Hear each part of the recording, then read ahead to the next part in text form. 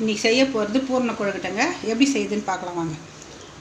பச்சரிசி மாவு வந்து வீட்டிலே ஊற வச்சு நல்லா 2 மணி நேரம் கழுவி ஆற வச்சு மிஷினில் அரைச்சின்னு வந்துட்டு ஜெலிச்சு எடுத்து வச்சுருக்கிறேன்.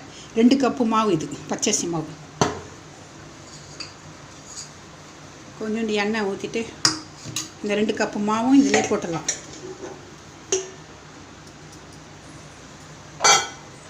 அதுக்கு தேவையான உப்பு எவ்வளோ தேவையோ அதுக்கு போட்டுடுவோம். கொஞ்சோண்டு எண்ணெய் ஒட்டாத ஒரு நல்ல மாவு. இது மத்து கட்டுங்க. வீட்டில் இந்த மாதிரி இந்த களி கலர்றதுக்குன்னு வச்சுருக்கிறேன். இதுக்குன்னே தனியாக இதில் வந்து கலரிக்கலாம். சுட சுட இருக்குல்ல மாவு. உப்புலாம் நல்லா மிக்ஸ் பண்ணிவிடுங்க. ஒரே பக்கம் இருக்கும்.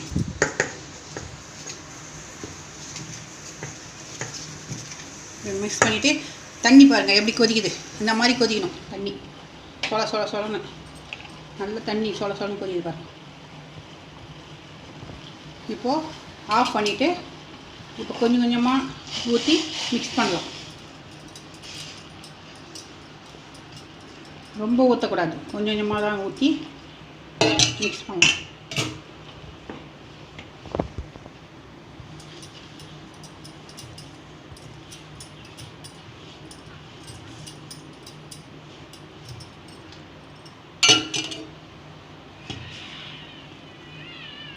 கொஞ்சமாக ஊற்றி மிக்ஸ் பண்ணி பிசைஞ்சு எடுத்துடுவேன். இப்போ பாருங்கள், கொழுக்கட்டை மாவு இந்த மாதிரி பிசைஞ்சு நல்லா உருண்டை உருட்டி இந்த மாதிரி அமுக்கி வச்சிடணும். வச்சுட்டு இதை மூடி வச்சிடணும், காத்தாரிடும். இப்போ பூரணத்துக்கு ரெடி பண்ணிடலாம். ஒரு மிக்ஸி ஜார் எடுத்துகிட்டு ஏலக்காய் 4 1 கப்பு வேர்க்கடலை வறுத்தது, அதே கப் அளவு வெல்லம் 1 கப்பு, அதையும் போட்டுடலாம்.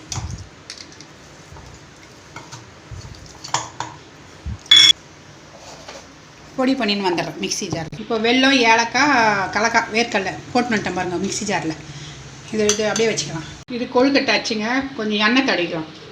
எண்ணெய் தடவி வச்சுட்டு இப்போ மாவு ஒரு உருண்டை எடுத்துக்கலாம். ஒரு உருண்டை எடுத்துகிட்டு மாவு எடுத்து நல்லா உள்ளங்கையில் எண்ணெய் தடவிட்டு அமுக்கி நல்லா தட்டணும். நல்லா இப்படி நல்லா திரட்டிக்கணுங்க. திரட்டிட்டு இந்த அச்சில் எடுத்து நல்லா மெலிசாக தட்டிட்டு இந்த பூரணம் எடுத்து நம்மளுக்கு எவ்வளோ தேவையோ பத்திர அளவு வச்சு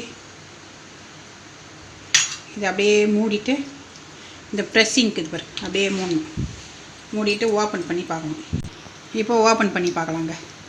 இந்த மாதிரி வரும் பாருங்கள் அழகாக பாருங்கள், சூப்பராக வந்துச்சு. அந்த மாதிரியே எல்லாத்தையுமே செஞ்சிடலாம். இன்னொன்று கூட செஞ்சு காட்டுறேன். நல்லா உருட்டிக்கணும். எண்ணெய் தொட்டு நல்லா மெலிசாக தட்டிங்க.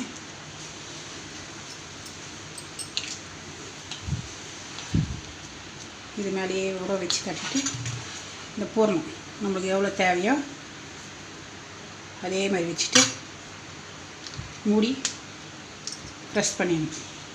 இப்போ பாருங்கள், எல்லா கொழுக்கட்டையும் இப்படி பிடிச்சின்னு வந்துட்டேன் பாருங்கள். இந்த மாதிரி பிடிச்சி வச்சுக்கணும். இட்லி உணால் தண்ணி ஊற்றி கொஞ்சமாக மேல் தட்டு தான் வைக்கணும், கீழ் தட்டு வைக்கக்கூடாது. மேல் தட்டு வச்சு இந்த மாதிரி காட்டன் துணி நல்லா புதுசாக அலசி போட்டு எடுத்து வச்சுக்கணும். எடுத்து வச்சுன்னு ஒன்று ஒன்றா அடிக்கிட்டு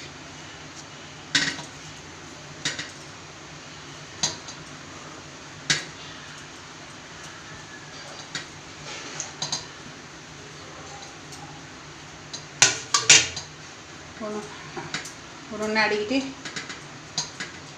இப்படி மூடிட்டு துணி போட்டு இப்படி மூடிட்டு